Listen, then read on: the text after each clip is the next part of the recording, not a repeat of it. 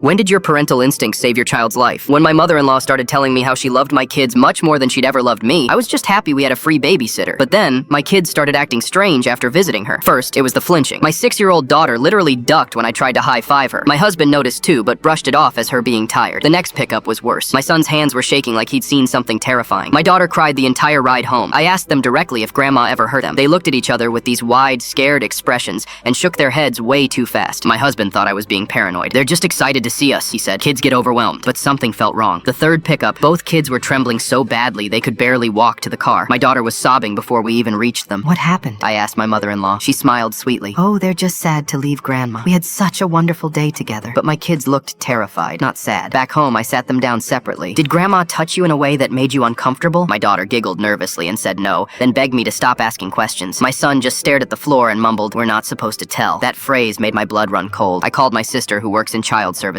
She said the symptoms could indicate trauma and suggested I document everything. The fourth pickup was a nightmare. My son collapsed getting into the car. His skin was clammy and he was barely responsive. "We need to take him to the hospital," I told my husband. "He's fine," my mother-in-law interrupted. "Just a little tired from all our fun activities." But he wasn't fine. In the car, he kept mumbling about feeling sick and dizzy. My husband finally started taking me seriously. "What exactly are you doing with them?" he asked his mother. She got defensive. "I'm spoiling my grandchildren. That's what grandmothers do." That night, I stayed up researching signs of abuse. Everything pointed to some kind of trauma response. The next day, I called my mother-in-law directly. "The kids seem scared after visiting you. Is there something you're not telling us?" She laughed it off. "Don't be ridiculous. They love coming here. We have our special little traditions." I decided to arrive early for the next pickup without warning. When I walked in unannounced, I found both kids sitting on the couch looking dazed and glassy-eyed. There were candy wrappers everywhere. "Surprise visit," my mother-in-law said quickly, sweeping the wrappers into a trash bag. My daughter tried to hide something behind her back. "Grandma said these are our special secret," my son whispered. That's when I noticed both kids were acting hyperactive and unfocused. They were bouncing off the walls one minute and crashing the next. On the drive home, my daughter threw up twice. My son couldn't stop shaking. "Maybe they caught a stomach bug," my husband suggested, but I was starting to piece things together. That evening, I confronted my kids again. "What exactly does Grandma give you that's supposed to be a secret?" They exchanged terrified looks. "She said if we tell, we can't visit anymore," my daughter whispered. "And that Mommy and Daddy would be very angry," my son added. My heart was pounding. "You won't get in trouble," I promised. "Just tell me the truth." My daughter started crying. "Grandma gives us lots of candy and soda. She says it's because she loves us more than you do." Then my husband walked over to the fridge and grabbed a Coke, something he rarely drinks. The second he popped it open, both kids' eyes went huge with recognition. "That's exactly what Grandma gives us," my son blurted out. "The fizzy brown drink. She says it's our special secret." Everything suddenly clicked into place. The shaking, the tears, the flinching, the sickness. It wasn't abuse. It was sugar crashes. Both my kids have severe hypoglycemia. High amounts of sugar can send them into dangerous crashes that mimic trauma responses. My mother-in-law knew about their condition. She'd been there when they were diagnosed. She'd been deliberately giving them massive amounts of sugar and telling them to keep it secret, knowing it could hospitalize them. We went no contact that day.